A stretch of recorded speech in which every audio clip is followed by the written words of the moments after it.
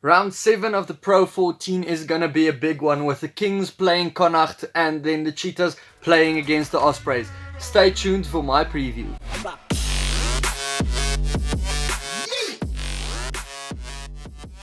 Welcome back, guys. So round 7 of the Pro 14 is here after a 3-week break for the European games. The games are going to be played for a couple of weeks now, and then it's going to be a 3-week break once again. The games this weekend, it's going to be Munster versus Edinburgh, Ulster versus Scarlets, Treviso versus the Blues, Connacht versus the Kings, Dragons and Zebra, Glasgow and Leinster, and Ospreys and the Cheetahs. As always, I will be following the two South African teams, since we basically just get the coverage of those two games here in South Africa. We don't always get the coverage of the other games.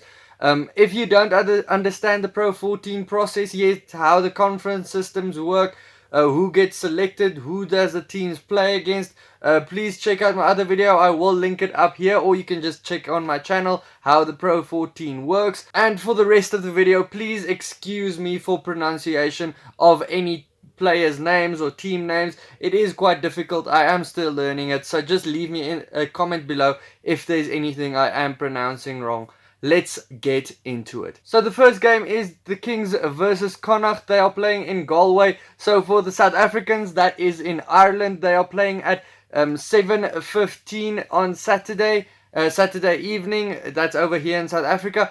It's not been a bad season for Connacht. They've won 4 games against Treviso, the Dragons, Cheetahs and Ospreys, and then they lost the opening game against Scarlets and their previous game against Leinster. Then for the Kings, they've had 5 losses in a row, and then their last victory, or their last game, was a surprise victory over the Ospreys in the previous round.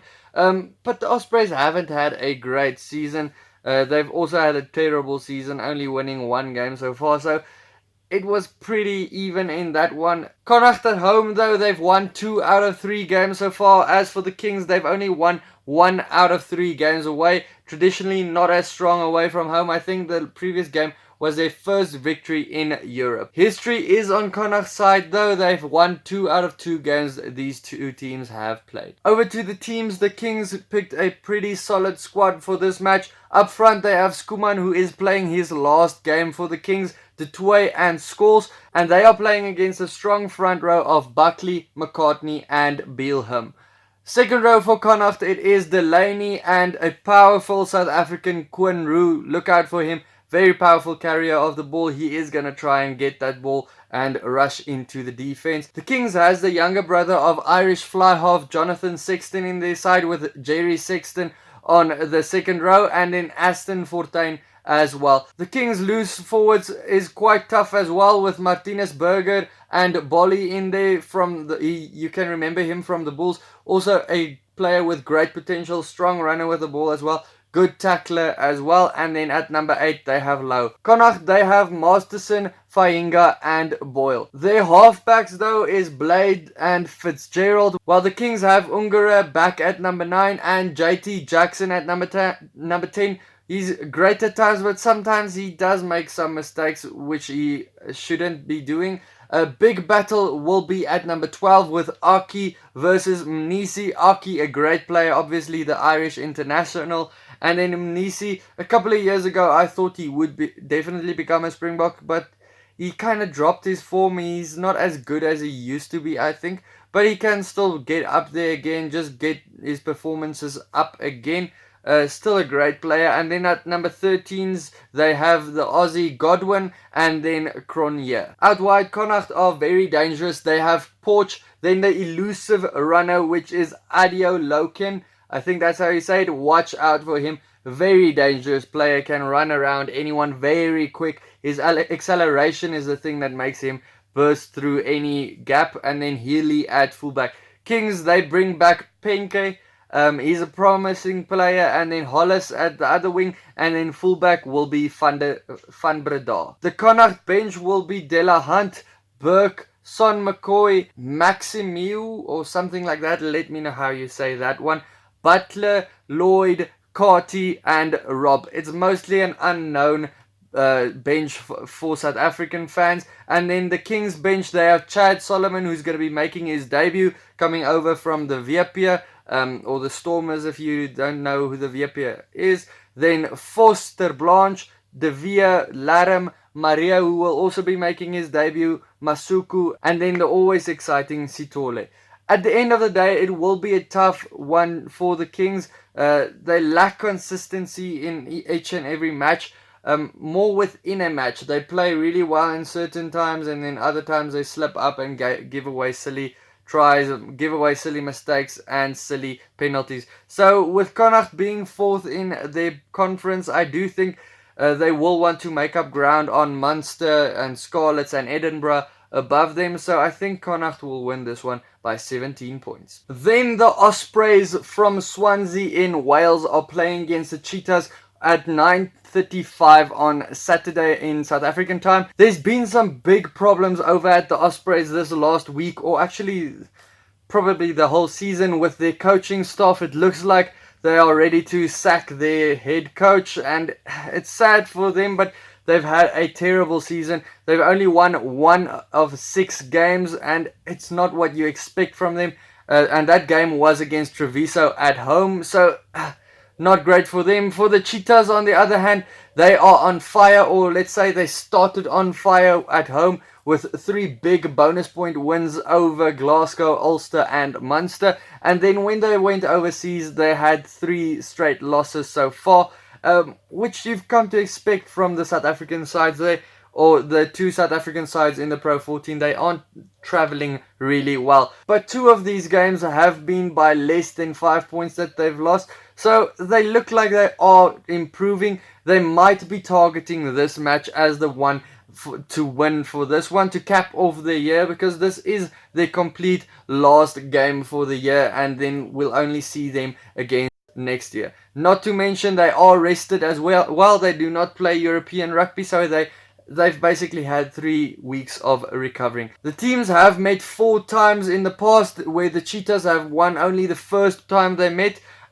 between the Cheetahs and the Ospreys. Since then, the Ospreys have won all of them. If we look at the 2 teams, the Ospreys front row, they went with Fia, Otten and Jones, while the Cheetahs went with Boan Venter, Arnoldi and Luan de Bruin. Remember, there's no Oxenchair anymore. Ox has signed for the Sharks, and he has already went over, so he is now a Super Rugby player again. So unfortunately, the Cheetahs won't have him anymore.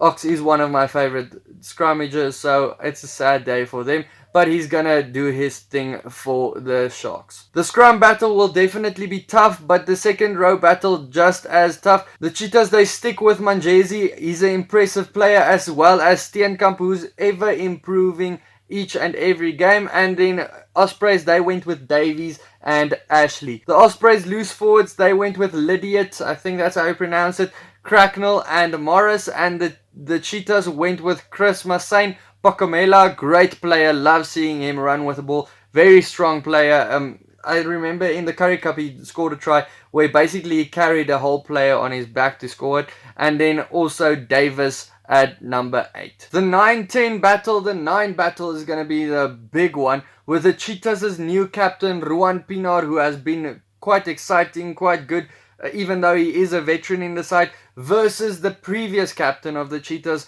Sean Venter, who's playing for the Ospreys now. He's been quite a bench warmer of late. He's been on the bench quite a few times, being played out of position quite a few times. So it's going to be quite interesting to see the 2 captains going head to head. Even though he's not captain of the Ospreys, it's just interesting to play against your previous team.